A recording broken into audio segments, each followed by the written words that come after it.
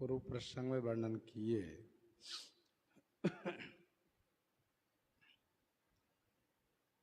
कैलाश पर्वत पर एक विशाल बट का वृक्ष है, जिस वृक्ष में नित्य नवीनता बनी रहती है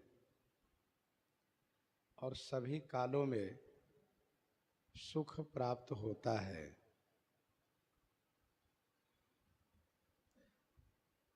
तीन प्रकार की हवा हमेशा बहती रहती है और उस वृक्ष की छाया सुखमय शीतल है। इसी वृक्ष की छाया में भगवान शिव नित्य विश्राम करते हैं, ऐसा वेदों ने वर्णन किया है। एक बार की बात है, भगवान शिव इसी बट वृक्ष की छाया में गए और वृक्ष को देख करके बड़े आनंदित हुए। अपने ही हाथों से बाघंबर बिछा करके कृपालु शंभु सहज रूप से विराजित हो गए।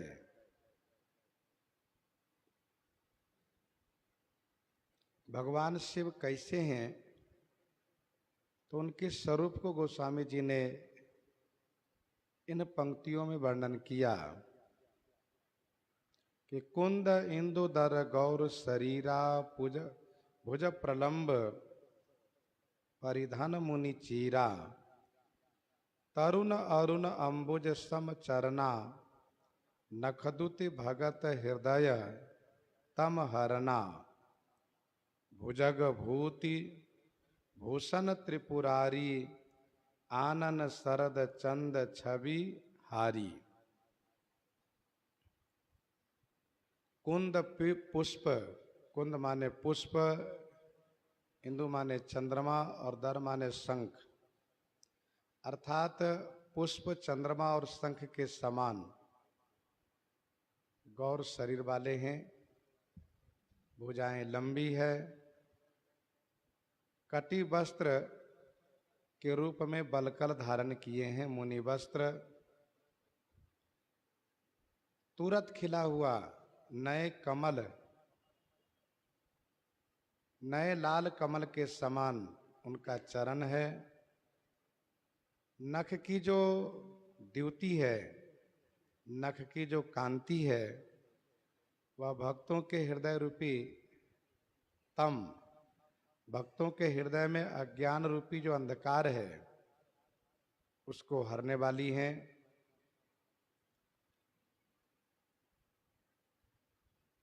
सर्प और विभूति ये आभूषण है। आनन शरद चंद छबिहारी,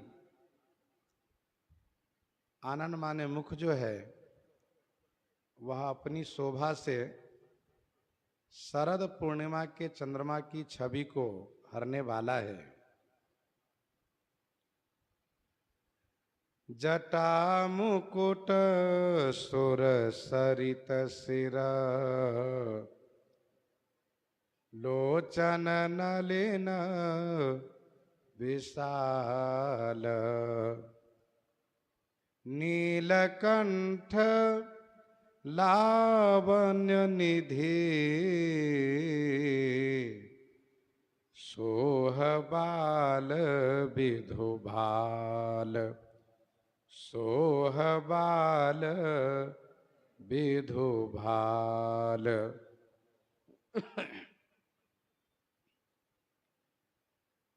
सिर पर जटा के मुकुट है, जटा मुकुट, तथा उस मुकुट में सुर सरित, सुर सरित माने देव नदी श्री गंगा जी हैं। लोचन नलिन विशाल, लोचन माने नेत्र, नलिन माने कमल के समान विशाल हैं। बड़े बड़े नेत्र हैं। नीलकंठ लावण्य निधि सोह बाल विधु भाल।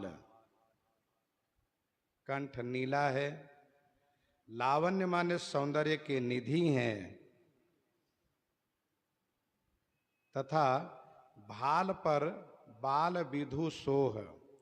भाल माने कपाल पर, बाल विधु माने बाल चंद्रमा सुशोभित हैं। सोह बाल विधु भाल।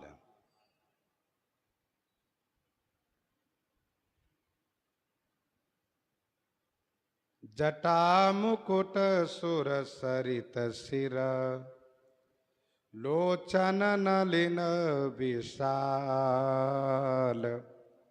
नीलकंठ लावण्य निधि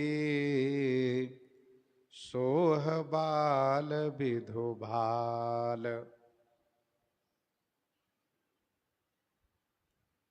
भगवान शिव कालकूट जहर को पान कर गए।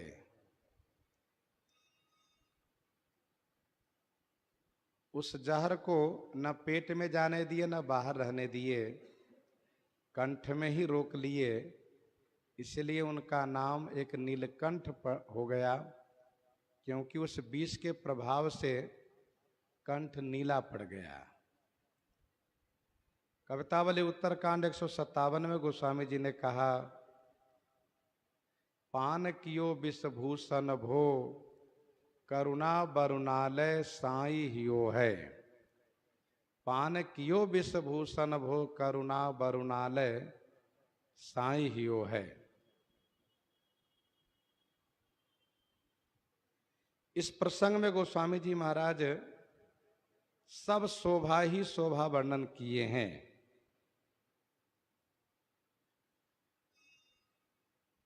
कुंद इंदुदर गौर शरीरा, गौरांग वर्णन किए। भुज प्रलंब से भुजा का वर्णन किए। परिधन मुनि चीरा से वस्त्र का वर्णन किए। तरुण अरुण अंबुज सम चरना में चरण का वर्णन किए। नखदुति भगत हृदय तम हरना, नख के प्रकाश का वर्णन किए। भुजग भूति भूषण त्रिपुरारी, ये भूषण का वर्णन किए। आनन शरद चंद छबिहारी, मुख का वर्णन किए। जटा मुकुट से जटा का वर्णन है। लोचन नलिन विशाल से नेत्र का वर्णन है। नीलकंठ से कंठ का वर्णन है। और सोह बाल विधु भाल से कपाल का वर्णन है। बाल विधु भाल सुशोभित है। यमाश्रितो ही वक्रोपी चंद्र सर्वत्र वंद्यते। भगवान शिव के भाल में द्वितीया के चंद्रमा सुशोभित हैं। और ये द्वितीया के चंद्रमा वह है जो अपने ससुर के श्राप से तेजहीन हो रहे थे। जब अल्प तेज इनमें बचा और फिर भगवान शिव की शरण में गए, तो भगवान शिव ने इन्हें अपने मस्तक पर धारण कर लिया और इनको वंदनीय बना दिया। भगवान शिव के आश्रित होने से, शिव का आश्रय लेने से जगत वंद्य हो गया। वैसे ही टेढ़ा स्वभाव का व्यक्ति भी यदि गुरु चरण का आश्रय लेता है तो वह वंदनीय हो जाता है। यमाश्रितो ही वक्रोपी चंद्रः सर्वत्र वंद्यते, इस प्रकार से गोस्वामी जी ने कहा।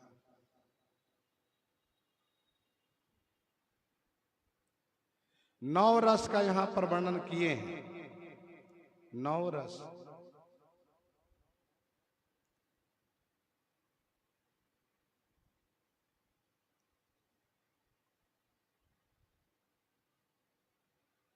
जटा मुकुट सुर सरित सिर लोचन नलिन विशाल नीलकंठ लावण्य निधि। लावण्य निधि यह श्रृंगार रस है। जटा मुकुट सुर सरित सिर लोचन नलिन विशाल हास्य रस है। शंभु कृपाला करुण रस है। नखदुत भगत हृदय तम हरना यह विभत्स रस है।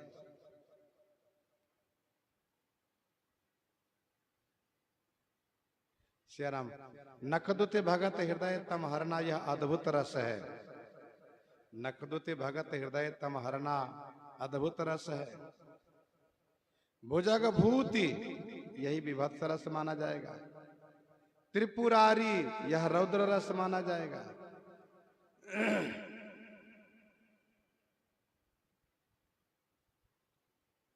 और बैठे सोह काम रिपु कैसे धरे शरीर शांत रस जैसे। शांत रस का वर्णन है।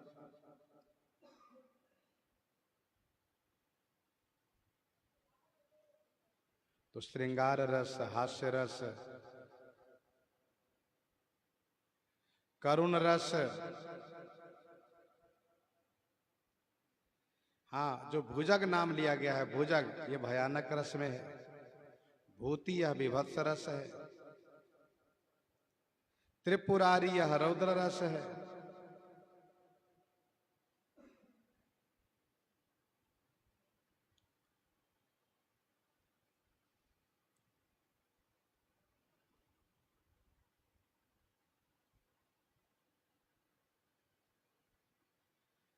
गोस्वामी जी ने यहां पर कहा लावण्य निधि। लावण्य निधि कहने का अभिप्राय यह है कि जिस प्रकार से समुद्र का मंथन हुआ और समुद्र मंथन से 14 रत्न निकले हैं। श्रीमणि रंभा बारुणी शंख अमीय गजराज कलपतरु शशि धेनु धनु धनवंतरी विश्वबाज। ये 14 रत्न है। उनमें से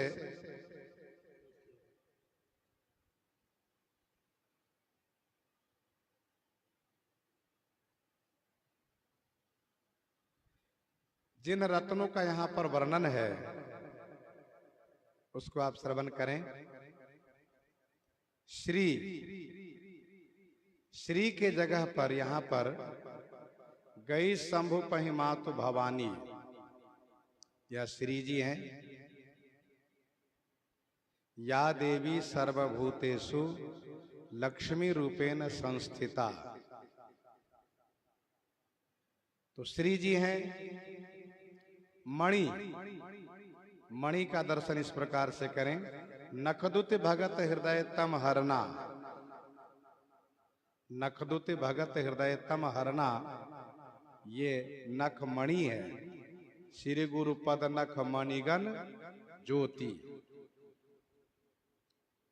अमीय अमृत का वर्णन। हरस सुधा सम गिरा उचारी, हरस सुधा सम गिरा उचारी ये अमृत। शंख का वर्णन। कुंद इंदु दर गौर शरीरा, कुंद इंदु दर गौर शरीरा शंख का वर्णन। कल्पतरु का वर्णन। प्रणत कल्पतरु नाम, प्रणत कल्पतरु नाम। धेनु का वर्णन।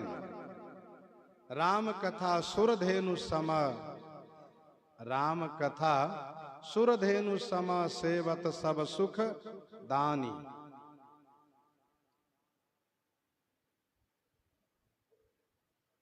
चंद्रमा का वर्णन। सोह बाल विधु भाल। विष का वर्णन। नीलकंठ। इन सब का वर्णन किया गया।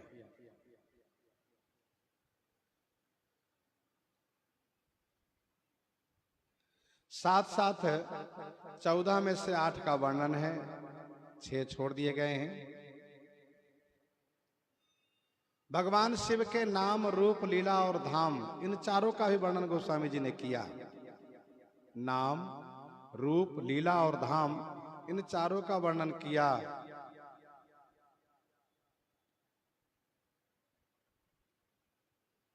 विवाह यह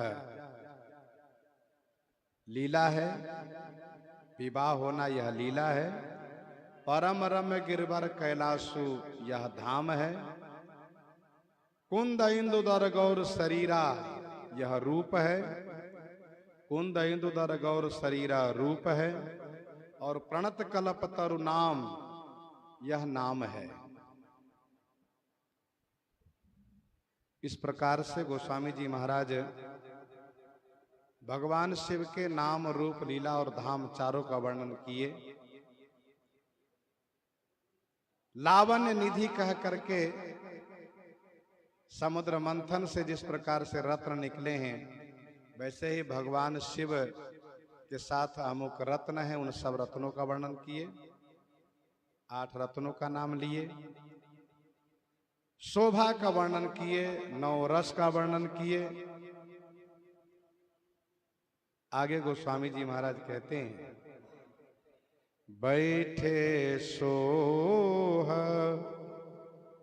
काम रिपु कैसे, धरे शरीर शांत रस जैसे। बैठे सोह काम रिपु कैसे,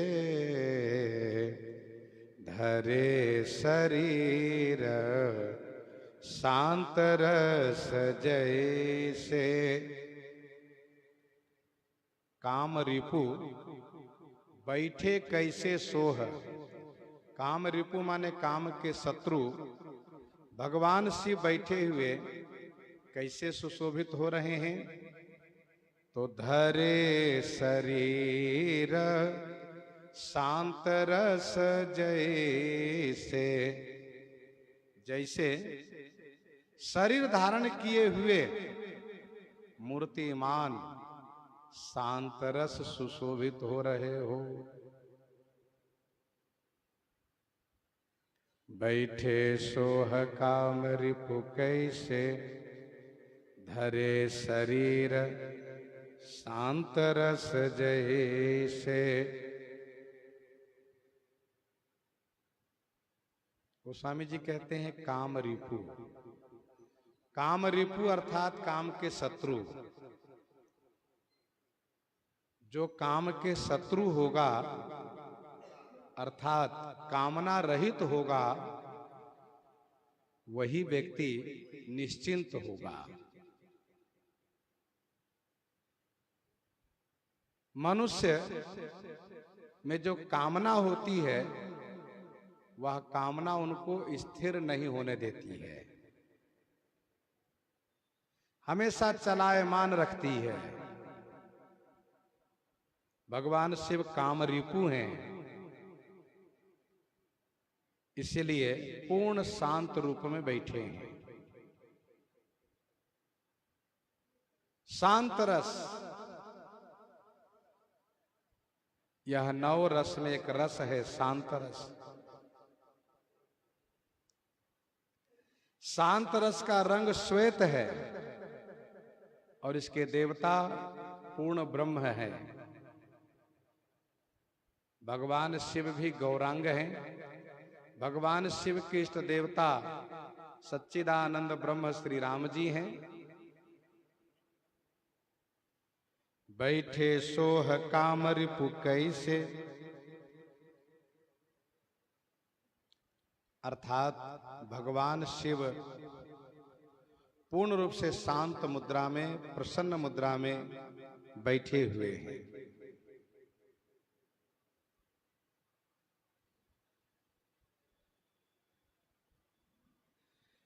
वक्ता के 7 लक्षण श्रीमद् भागवत जी में बताए गए हैं।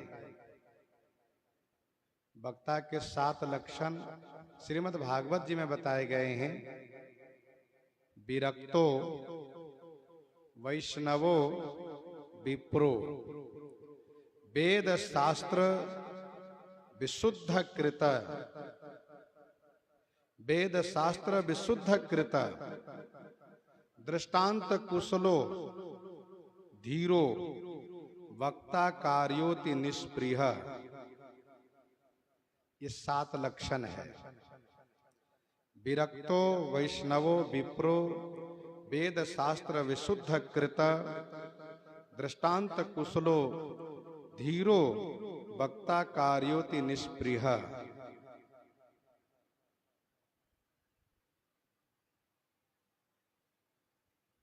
भगवान शिव में 7 घटित है।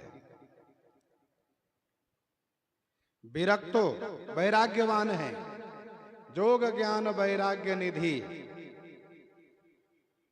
वैराग्य की निधि है। वैष्णवो वैष्णव है भगवान शिव, वैष्णवानाम यथा शंभो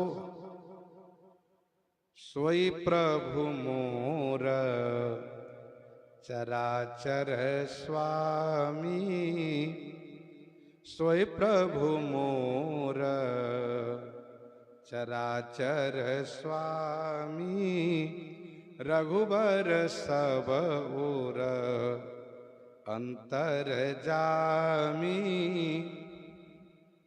विप्रो विप्र है भगवान शिव। वंदे ब्रह्म कुलम कलंक समनम, वंदे ब्रह्म कुलम कलंक समनम। और वेद शास्त्र विशुद्ध कृत,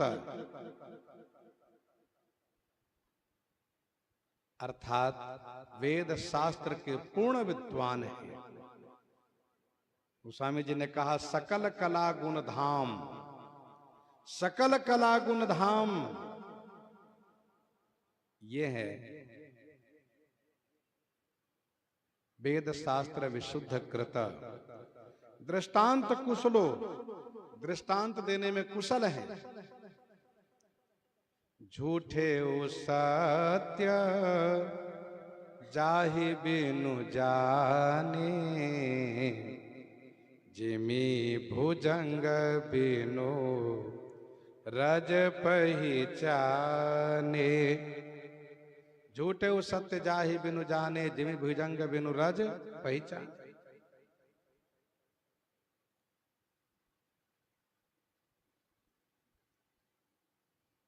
जही जाने जग जाई हेराई, जागे जथा सपन भ्रम जाई। दृष्टांत जथा गगन घन पटल निहारी, जहां पे भानु कहे कुविचारी। चितबज लोचन अंगुली लाए, प्रगट जुगल ससित ही के भाए। उमा राम विषय का समूहा, नवतम धूम धूरी जिमि सोहा। उमा राम विषय का समूहा, नभतम धूम धूरी जिमि सोहा। ये दृष्टांत किसलो कुशलो है। धीरो, धीरवान होना वक्ता का एक गुण है। बैठे सोह कामरी पुकै से, बैठे सोह कामरी पुकै से। और वक्ता को निष्प्रिय होना चाहिए। निष्प्रिय माने निष्काम होना चाहिए, 7वां गुण है। तो भगवान शिव कामना रहित है, निष्काम है।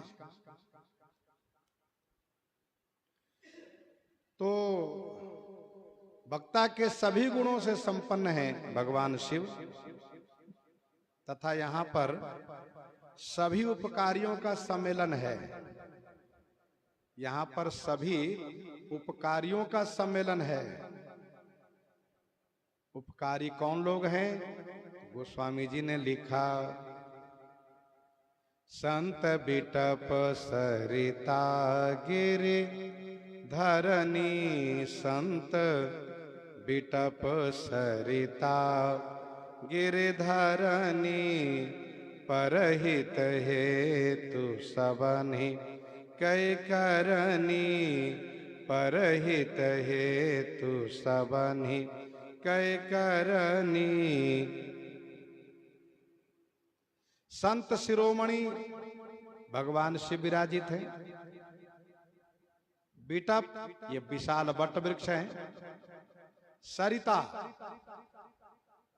सिर पर ही भागीरथी गंगा जी हैं, सिर पर ही गंगा जी हैं, और धरणी माने भूमि पर तो है ही। तो इस प्रकार से चारों उपकारियों का सम्मेलन है, संत बिटप सरिता गिरिधरणी। और गिरि माने पर्वत का, यहाँ कैलाश पर्वत है।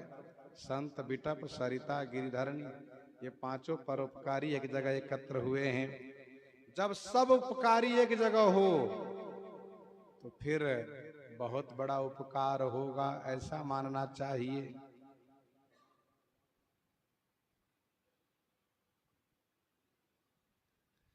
चारों वक्ताओं का स्थान श्रेष्ठ है, चारों वक्ताओं का स्थान श्रेष्ठ है। भगवान शिव का स्थान है परम रम्य गिरिवर कैलाशु। श्री भरद्वाज जी का स्थान है भरद्वाज आश्रम अति पावन, परम रम्य मुनिवर मन भावन, तीर्थराज प्रयाग है। गोस्वामी तुलसीदास जी महाराज के स्थान है सब विधि पूरी मनोहर जानी, सकल सिद्धिप्रद मंगल खानी, सकल सिद्धिप्रद मंगल खानी। और श्री कागभूषुंडी जी का स्थान है गिरि सुमेर उत्तर दिशि दूरी, गिरि सुमेर उत्तर दिशि दूरी, नील शैल एक सुंदर भूरी, नील शैल एक सुंदर भूरी।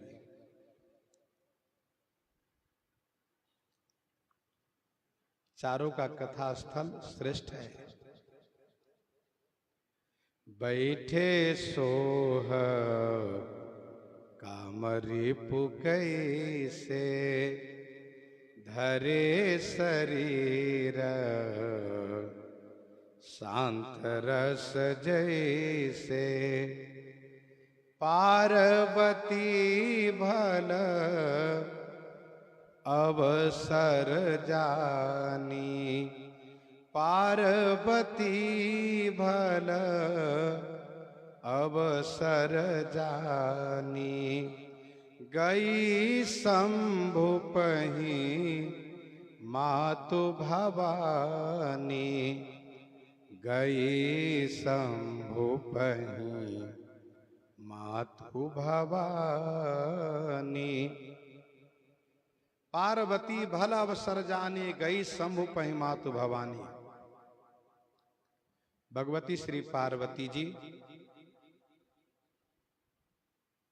जो जगत की माता हैं, भवानी माने भव पत्नी है। भल अवसर जानी, भल अवसर जानी माने अच्छा अवसर जान करके, अच्छा मौका जान करके शंभु पही गई, भगवान शिव के पास गई। पार्वती भल अवसर जानी, शुभ अवसर जान करके, शुभ अवसर अर्थात सभी कार्यों से निवृत्त होकर के प्रसन्नता पूर्वक एकांत में बैठे हैं, यही शुभ अवसर है। भगवती श्री पार्वती जी जगत की माता हैं, भवानी है। सुअवसर की प्रतीक्षा कर रही थी कि जब सुअवसर प्राप्त हो तब मैं महादेव से भगवान श्री राम की कथा पूछूं, भगवान श्री राम के संदर्भ में जिज्ञासा करूं, यह सोच रही थी।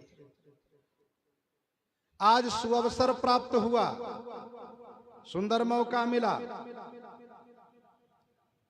पार्वती भल अवसर जानी,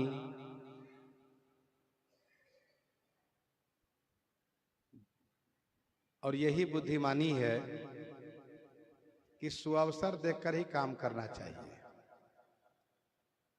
बुद्धिमानी इसी में है कि सुअवसर देखकर काम करना चाहिए।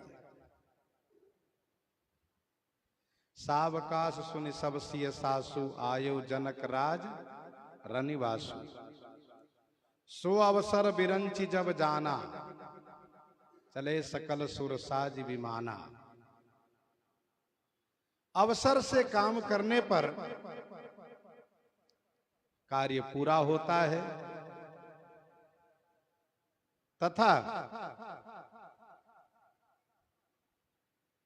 जो अभिष्ट होता है, जो मनोरथ होता है, उसको पूरा करने में कोई विघ्न नहीं आता है। दोहावली 444 में गोस्वामी जी महाराज ने इसी संदर्भ में लिखा, लाभ समय को पालिबो। लाभ क्या है? लाभ समय को पालिबो, हानि समय की चूक। लाभ समय को पालिबो, हानि समय की चूक। सदा विचार ही चारुमति, सुदिन कुदिन दिन दुख। लाभ यह है कि समय पर काम कर लो, और हानि यह है कि समय पर चूक जाओ, ये हानि है। दोहावली 344 में गोस्वामी जी ने लिखा, अवसर कौड़ी जो चुके, अवसर कौड़ी जो चुके, बहुरी दिए का लाख।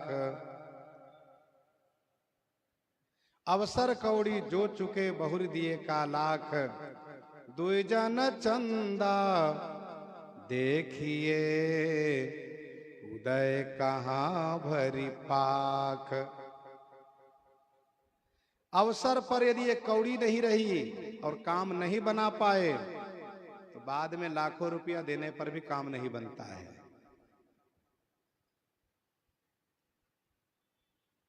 अवसर कौड़ी जो चुके, बहुर दिए का लाख। द्विजन चंदा देखिए, यदि द्वितीया की चंद्रमा को दर्शन नहीं किए, द्विज के चंद्रमा को दर्शन नहीं किए, तो फिर पूरे पखवारे दर्शन करने से कोई लाभ नहीं है। वहीं 448 में गोस्वामी जी ने लिखा कि बुद्धिमता इसी में है कि समय से काम करें। समरथ कहूं न राम सो, समरथ कहूं न राम सो, तिये हरन अपराध। समरथ कहूं न राम से, तिये हरन अपराध। समय ही साधे काज सब, समय सराहि साधु। समय ही साधे काज सब, समय सराहि साधु। भगवान श्री राम जी जैसे सामर्थ्यवान कौन हो सकता है? कोई नहीं। और पत्नी हरण जैसे अपराध भी कोई बड़ा, इससे बड़ा कोई अपराध नहीं हो सकता। प्रिय हरण अपराध। श्री राम जी सबसे बड़े सामर्थ्यवान हैं। स्त्री हरण करने वाला अपराधी सबसे बड़ा अपराधी है, लेकिन श्री राम जी समय से ही कार्य पूरा किए। समय ही साधे काज सब, समय सराहि साधु।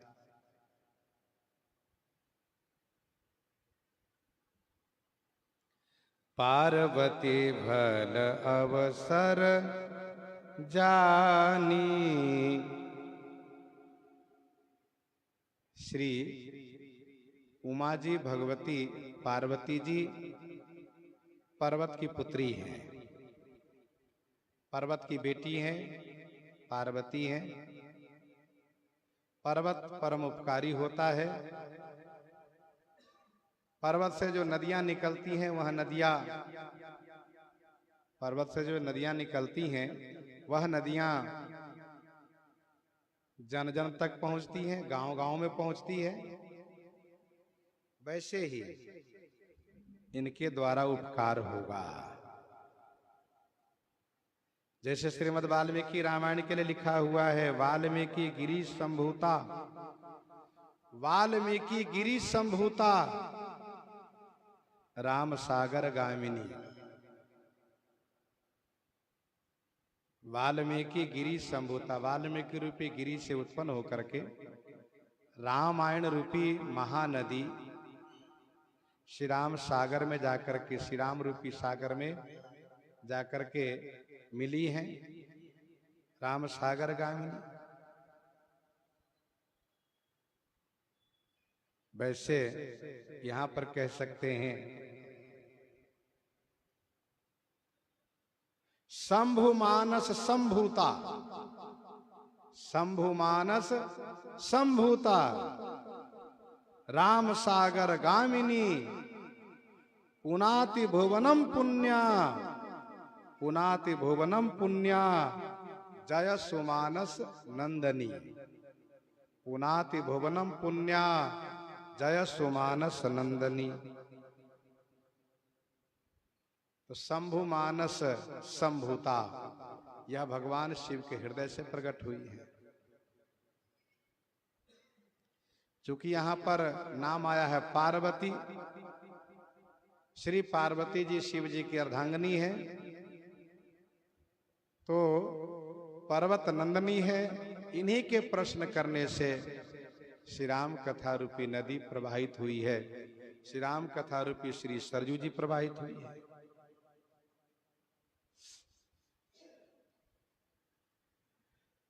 तो भगवती श्री पार्वती जी जगत की माता हैं, भवानी हैं। सुअवसर पा करके भगवान शिव के पास गई। जानी प्रिया आदर अति कीन्हा, जानी प्रिया आदर अति कीन्हा, बाम भाग आसन हर दीन्हा, बाम भाग आसन हर दीन्हा। जान प्रिया आदर अति कीन्हा, बाम भाग आसन हर दीन्हा। भगवान शिव ने इनको प्रिया जान करके अति आदर किया और बाम भाग आसन हर दीन्हा, हर भगवान शिव ने इनको बाम भाग में आसन दिया। भगवान भोलेनाथ ने, शिव जी ने अपनी प्रिया जान करके अति आदर करते हुए वाम भाग में बैठने के लिए आसन प्रदान किया।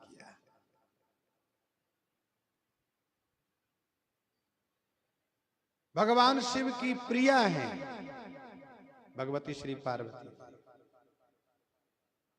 अस जानी संशय तजाहु गिरिजा, सर्वदा शंकर प्रिया, सर्वदा शंकर प्रिया।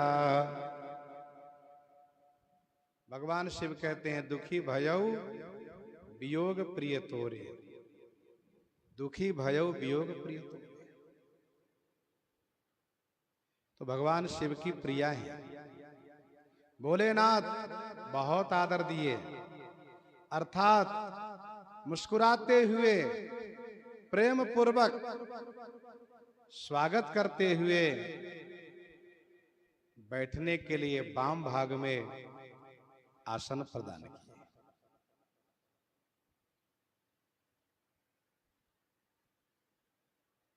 भगवान शिव आज भगवती पार्वती जी को वाम भाग में आसन दिए। एक दिन वह था जिस दिन कि भोलेनाथ इनको सन्मुख आसन दिए थे।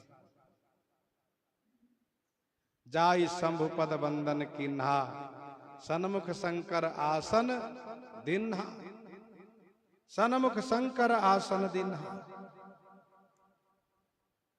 आज वाम भाग में आसन लिए, जो आसन हर लिए थे वह पुनः प्रदान किए। तब श्री सती जी श्री सीता जी का रूप धारण की थी, इसलिए वाम भाग का आसन हर लिए थे। अब वह श्री सती जी नहीं रही, केवल सती तन को भगवान शिव परित्याग किए थे। अब श्री पार्वती तन में हैं, इसलिए इनको वाम भाग में आसन दिए। बैठे शिव समीप हर साई, बैठे शिव समीप हर साई, पूरब जन्म कथाचित आई, पूरब जन्म कथाचित आई। बैठी शिव समीप हरसाई, पूरब जन्म कथाचित आई।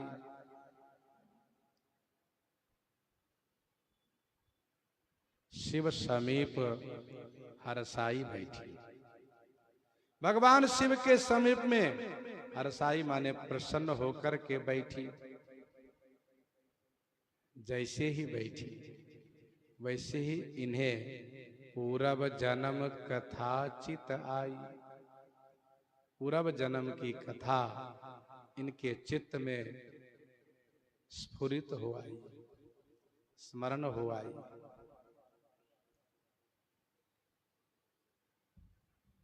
आज मुझे वह आसन प्राप्त हुआ जो आसन एक दिन हर लिया गया था। आज मेरे ऊपर आशुतोष भोलेनाथ अवधरदानी, मेरे प्राणनाथ श्री शंकर जी परम प्रसन्न हैं, इसलिए बहुत खुश होकर के बैठी और पूरब जन्म की सभी कथाएं चित्त में स्फुरित हो आई, स्मरण हो आई। मुझे क्यों यह पार्वती शरीर धारण करना पड़ा? क्या गलती हुई थी? क्या कारण बना था?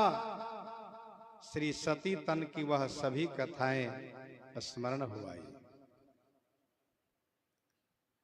पति ही ये हेतु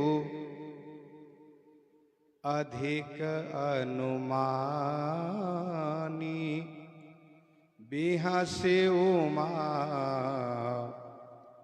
बोली मृदुबानी। पति ही ये हेतु अधिक अनुमानी, बिहसे उमा बोली मृदुबानी।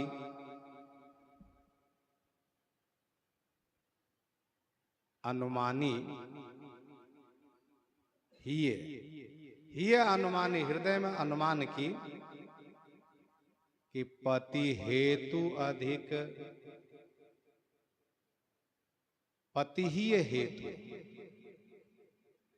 अथवा यूं समझे अर्थ इसका ये होगा, अनुमान किया इन्होंने कि पति के ही माने हृदय में, मेरे पति के हृदय में मेरे प्रति अत्यधिक हेतु माने स्नेह है, अत्यधिक प्रेम है। अर्थात मेरे प्रति मेरे पति का बहुत स्नेह उमड़ रहा है। तब श्री उमा जी बिहसी माने हंसती हुई, मुस्कुराती हुई, मृदु कोमल वाणी से बोली,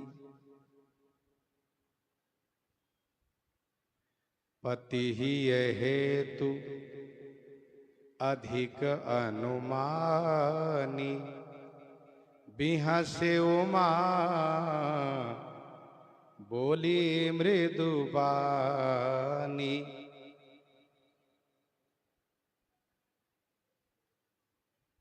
यहां पर एक सुंदर संकेत प्राप्त है कि वक्ता से, विद्वान से तभी प्रश्न करना चाहिए जब वह प्रसन्न मुद्रा में बैठे हुए हो और किसी कार्य में यदि व्यस्त हो, उनका चित्त बटा हुआ हो, तब नहीं पूछना चाहिए। जब से मोबाइल फोन की सुविधा हो गई, तो किसी समय में पूछ लिया जाता है, क्योंकि उनको पता नहीं किस स्थिति में क्या कर रहे हैं। लेकिन नियम यह है कि विशेष प्रश्न करना हो, विशेष जिज्ञासा करनी हो, तो वक्ता को प्रसन्न मुद्रा में देख करके तब प्रश्न करना चाहिए।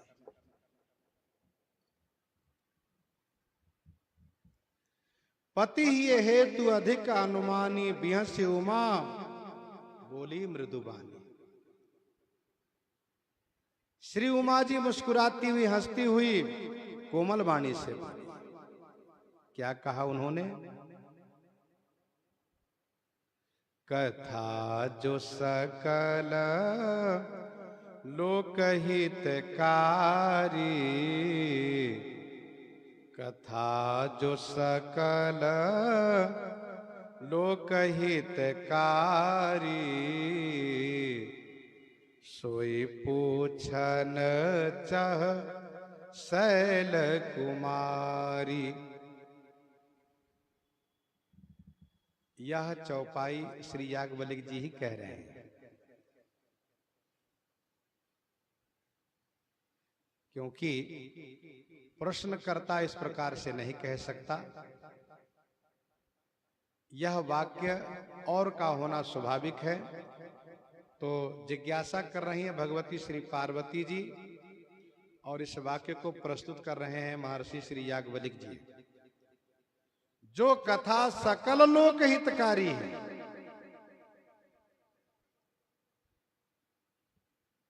शैल कुमारी उसी कथा को पूछना चाहती है।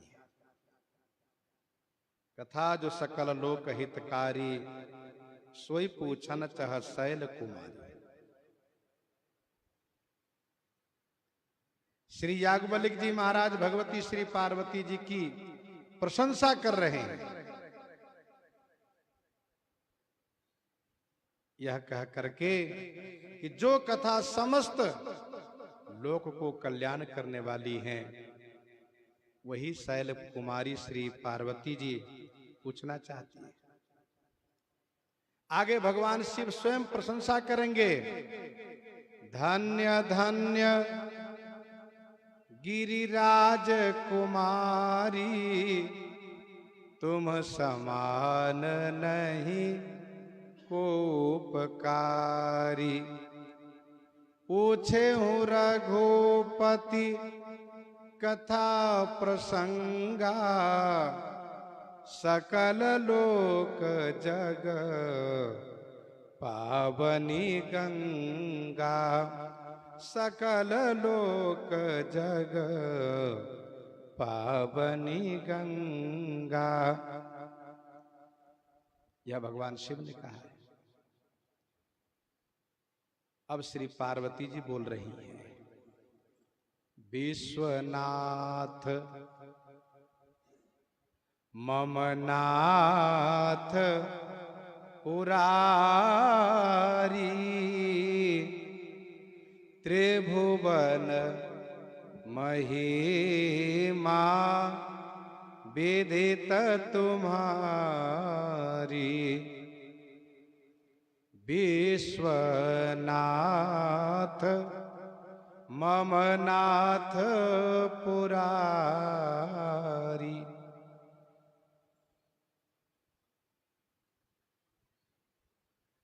हे विश्व के नाथ, साथ साथ मम नाथ माने मेरे नाथ, मेरे स्वामी, हे त्रिपुरारी, तुम्हारी महिमा त्रिभुवन विदित, आपकी महिमा त्रिभुवन में विदित माने विख्यात है, जन जन को यह मालूम है। विश्वनाथ मम नाथ पुरारी।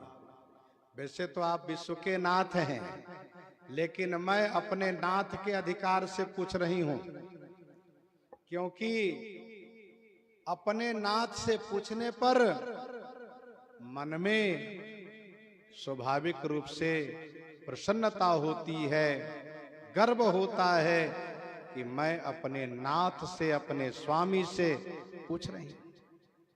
जैसे सुर नर मुनि सचराचर स्वामी, सुर नर मुनि सचराचर साई, मैं पूछूं निज प्रभु की नाई। सुर नर मुनि सचराचर साई, मैं पूछूं निज प्रभु की नाई। विश्वनाथ मम नाथ पुरारी, त्रिभुवन महिमा विदित तुम्हारी।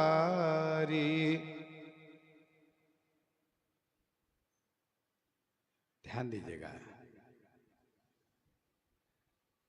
आगे भगवती श्री पार्वती जी स्वयं कहेंगी कि मैं आपकी दासी हूं। अर्थात तत्व जानने के लिए, परम तत्व को समझने के लिए शिष्य भाव हृदय में आना चाहिए, तभी परम तत्व का बोध होता है, अन्यथा नहीं।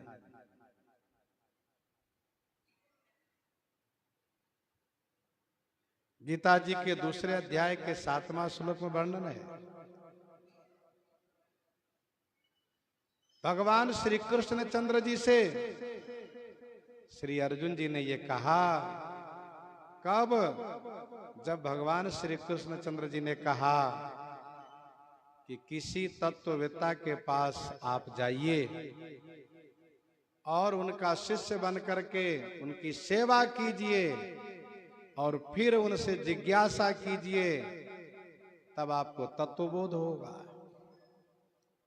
श्री अर्जुन जी की बुद्धि बहुत श्रेष्ठ है, इसलिए उन्होंने भगवान श्री कृष्ण चंद्र जी से कहा, प्रभु शिष्यस्ते हम साधे माम त्वम प्रपन्नम, मैं शिष्य भाव से आपकी शरणागति ग्रहण करता हूं, मुझे अपना शिष्य बनाइए और आप मुझे उपदेश कीजिए।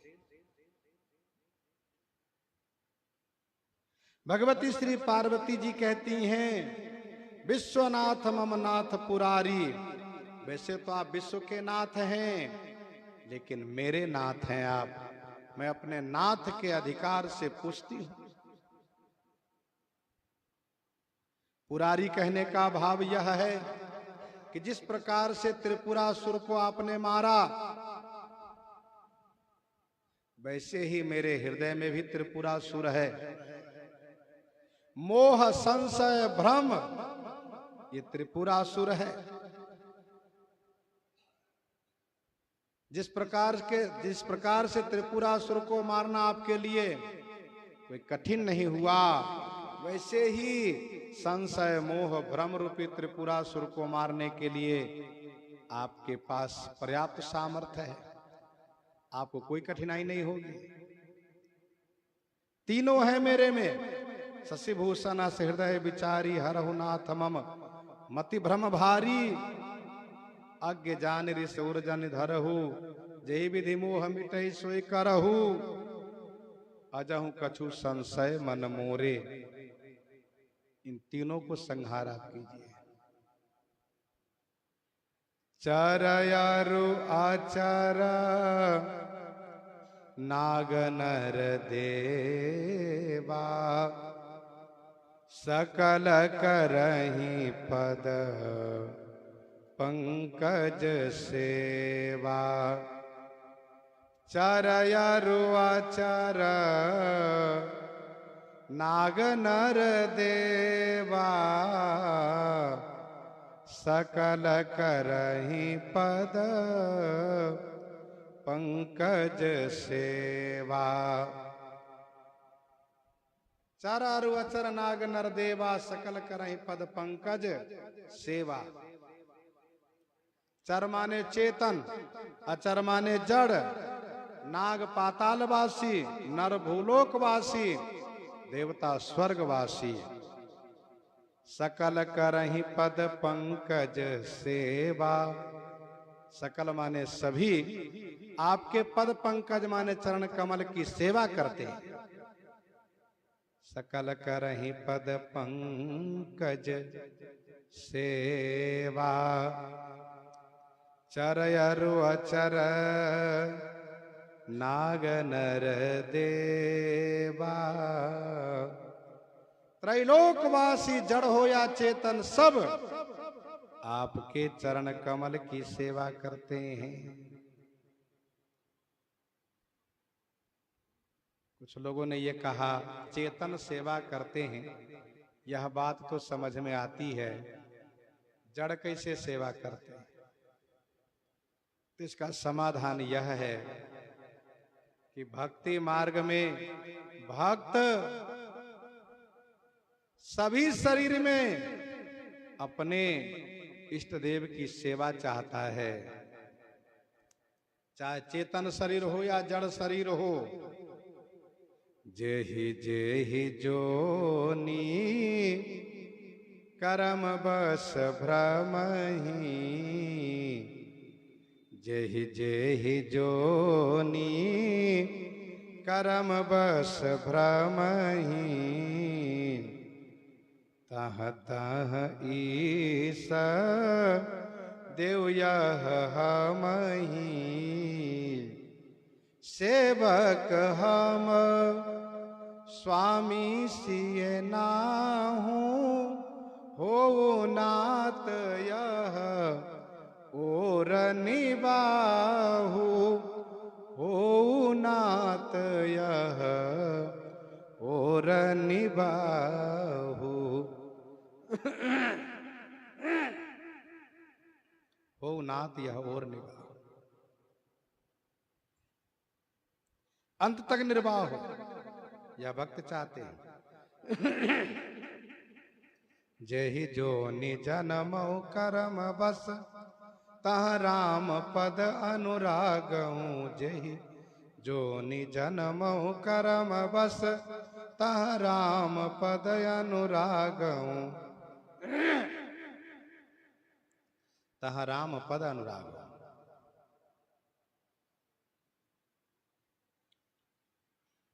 तह तह ईश देव यह हमहि।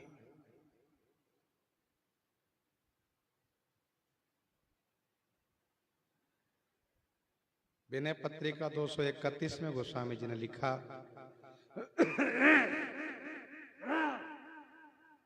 231 में खेलिबे को खाग मृग तरु किंकर होए। खेलिबे को खाग मृग तरु किंकर होए। रावरो राम होए रही हो। यही नाते नर कहूँ सच उपई हो। या बिनु परम पद हूँ दुख दही हो। या बिनु परम पद हूँ दुख दही। तो खाग मृग तरु इसकी भावना करते हैं। खाग मृग तरु किंकर होने की भी भावना करते हैं भक्त।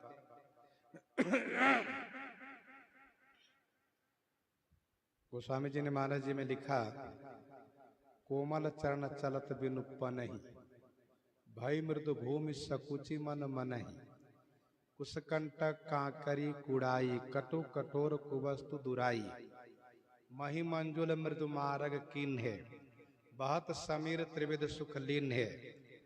मृग बिलो की खग बोली सुबानी, मृग बिलो की खग बोली सुबानी, सेवहि सकल राम प्रिय जानी, सब तरु फरे राम हित लागी, सब तरु फरे राम हित लागी, ऋतु अरु कुऋतु काल गति त्यागी, और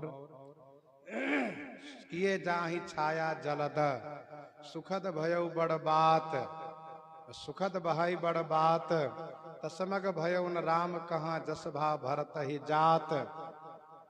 ये सब जड़ लोगों की भी सेवा तो वर्णन है।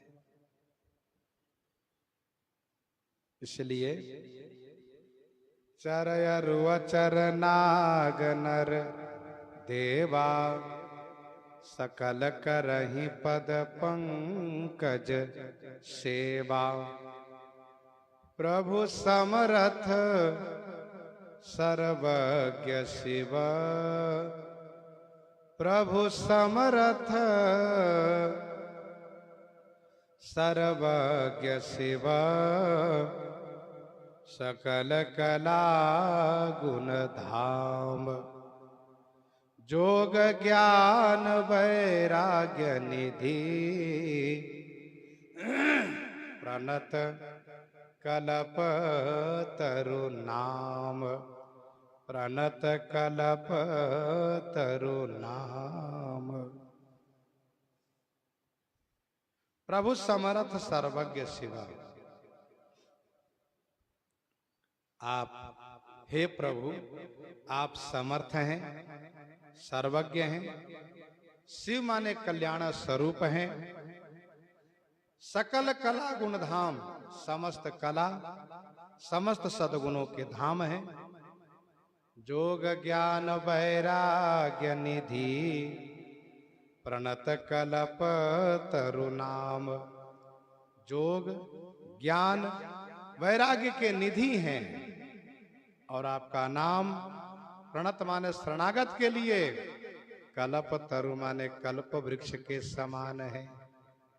जोग ज्ञान वैराग्य निधि, प्रणत कल्प तरु नाम।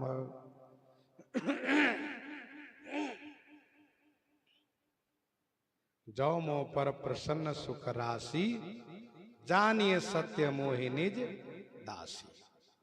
भगवती श्री पार्वती जी यह कह करके कि आप मुझे अपना दासी समझिए और श्री रघुनाथ जी की मंगलमयी कथा सुना करके मेरी अज्ञानता को दूर कीजिए, इस प्रकार से प्रार्थना कर रही हैं। प्रसंग को यहीं पर हृदयंगम करते हुए आइए श्रवण करते हैं श्री भक्तमाला जी से।